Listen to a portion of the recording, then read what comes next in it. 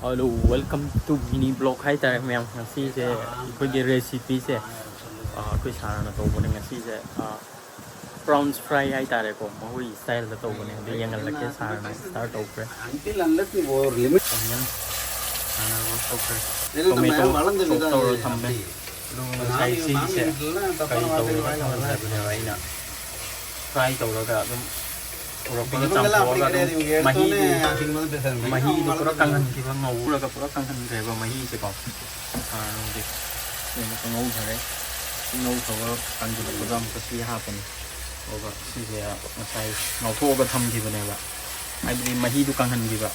Cocok lau loh fresh soalnya pura mahi itu kangen gitu ngau reh itu oke tham gitu nih. Woi style tau kayaknya ada yang sih itu hamil style tuh ya. So thongba pre ma'am thongba pre goi na mo de thongba pre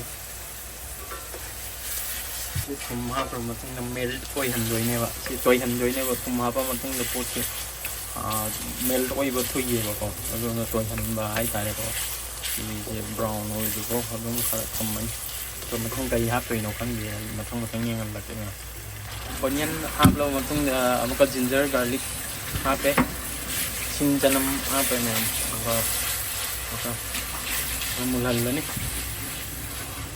Siapa?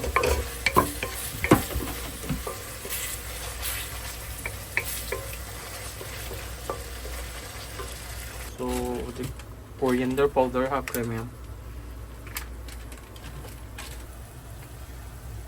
Garam masala kara half ani.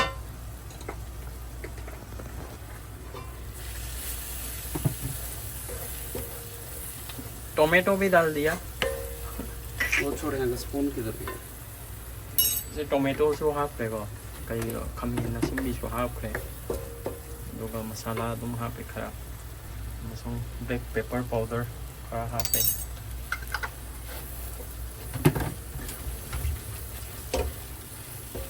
कटे दाग लग जाएगा तो तंग था ना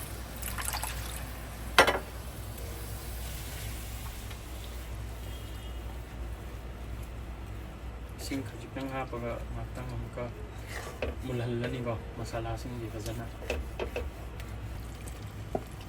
prawns ha krem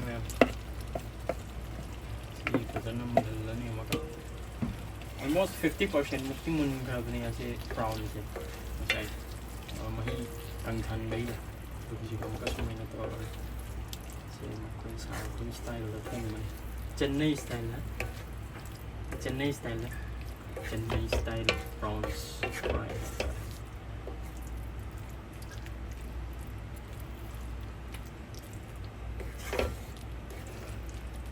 Mulai ni, so may am luire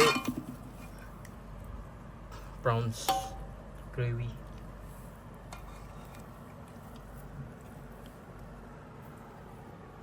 Si how thari. So may am video si sumena sum macet amak rasiam bani. So video asin ngai bata like comment share subscribe to biramu loi jil lage man